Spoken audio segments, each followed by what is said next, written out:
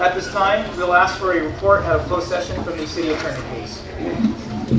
Thank you, Mayor. The City Council met in closed session with regard to item 2 on the agenda. It was a meeting with their labor negotiator with regard to Hemet Firefighters Association.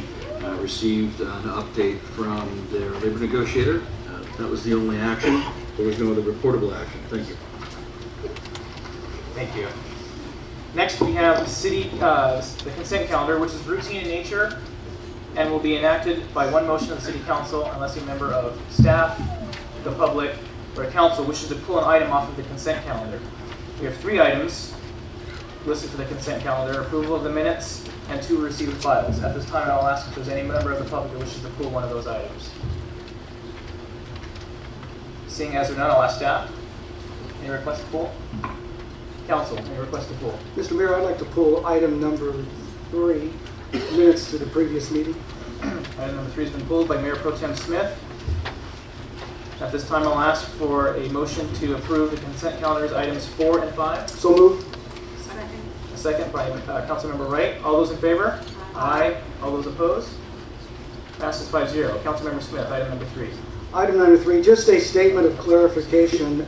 Under last week's meeting, National League of Cities, in commenting about an upcoming trip to Washington, D.C., the minutes would indicate that there would be no transportation costs, but there are. There will be no lodging costs for the trip to Sacramento, but there will be normal transportation costs, just like we do when we make any other trip. So I think just to clarify that the lodging is an in-kind donation, transportation costs will be borne by the city.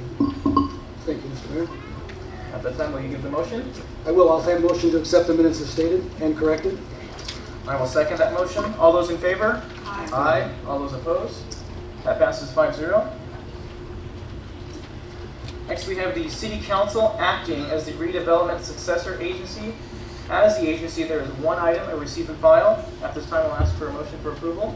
Motion approved. I'll ask for a second. Second. Is there any members of the public, staff, or council that wish to pull this item for discussion? Okay, we have a first and second. All those in favor? Aye. Aye. All those opposed? That passes 5-0.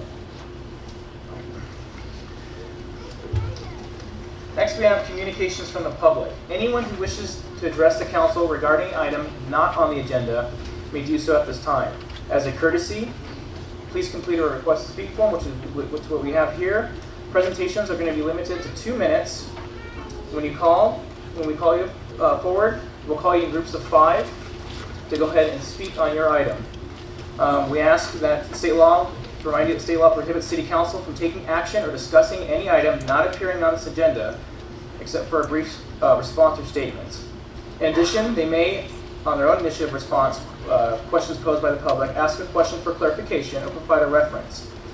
We ask that you show respect to the people that are here to speak, to give them their time, as well as staff, as well as council.